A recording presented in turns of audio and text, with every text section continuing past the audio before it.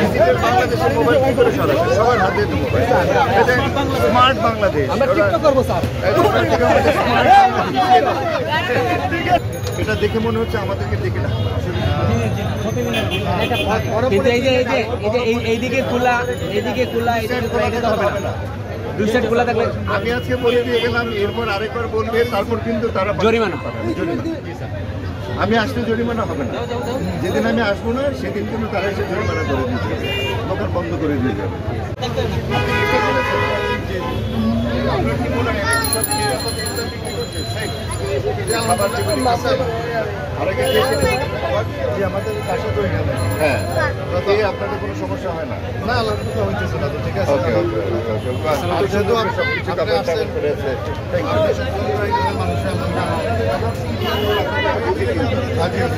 কোনো সমস্যা হলে আপনারা আমাদের টোল ফ্রি নাম্বার আছে 16155 এই নাম্বারে আপনি যে কোনো তথ্য, যে কোনো অভিযোগ করতে পারেন। আপনার যদি মনে হয় যে এরা কোনো ভেজাল পুরনো খাবার, বাসি খাবার বিক্রি করছে, সবকিছু ফোন করে বলছে।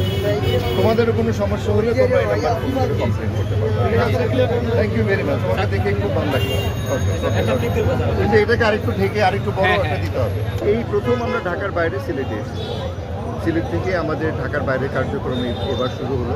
আমরা সিলেটে এসেছি মূলত সিলেটবাসীকে সচেতন করার জন্য, তাদেরকে সচেতনতার বার্তা পৌঁছে দেওয়ার জন্য আমরা এখানে এসেছি যে আপনি যে খাবারটা খাচ্ছেন, আপনি যে খাবারটা পরিবারের জন্য কিনে নিয়ে যাচ্ছেন, এই খাবারটা কতটুকু স্বাস্থ্যসম্মত। আর যারা খাবারটা বিক্রি করছে তাদেরকে বলছি যে আপনাদের মধ্যে কতটুকু নৈতিকতা আছে যে আপনারা যে খাবারটা বিক্রি করছেন, এই খাবারের মধ্যে মানুষের শরীরের জন্য ক্ষতিকর এমন কতটুকু জিনিস আছে কি না। সেই জন্যই আমাদের মূলত আজকে এখানে আসা। আমরা রোজার মাসকে বেছে নিয়েছি, কারণ রোজার মাসে মানুষ স্ট্রিট ফুড বেশি খায়, রাস্তা থেকে প্রচুর ভাজা পোড়া খাবার নিয়ে যায় এবং সেগুলির মধ্যে কখনো রং মিশানো থাকে, কখনো ফ্লেভার মিশানো থাকে, সেগুলি যেন শরীরের জন্য ভালো না, সেই বোধটা দেওয়ার জন্য, সেই সচেতনতা তৈরি করাটাই আমাদের এবার মূল লক্ষ্য। সেজন্য আমি এসেছি, আমাদের সঙ্গে আমাদের কর্তৃপক্ষ, আমাদের সচিব মহোদয়রা এসেছেন, পুরো টিম এসেছে। আমরা এখানে কোনো ফাইন করতে আসিনি, আমরা এবার কাউকে কোনো পানিশমেন্ট দিচ্ছি না। আমি যেহেতু এসেছি, আমি এটার শুভেচ্ছা দূত হিসেবে আছি। আমার উপস্থিতিতে আমি চাইছি আমাকে যারা ভালোবাসে সেই ভালোবাসার মানুষদেরকে এটা বোঝাতে যে আমাদের জন্য এই যে নিরাপদ খাদ্য, এটা কিন্তু একটা অধিকার। আমার নিরাপদ খাবার খাওয়াটা আমার অধিকার এবং আমাকে খাবার দেওয়াটাও থেকে তাদের অধিকার।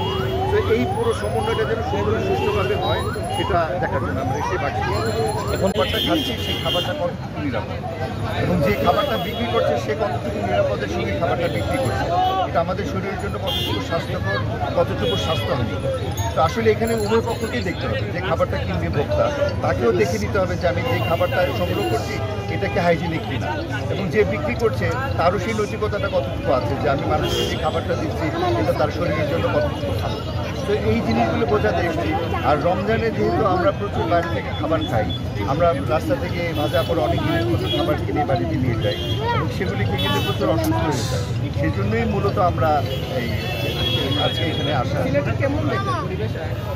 সোফার যতটুকু দেখলাম বেশ ভালো। কিছু কিছু জায়গায় হয়তো তারা মাস্ক পরেছিল না বা মাথায় কাভার করছে না, তো সেগুলি তাদেরকে একটু বলে দিলে তারা সঙ্গে সঙ্গে সেটা ইউজ করছে।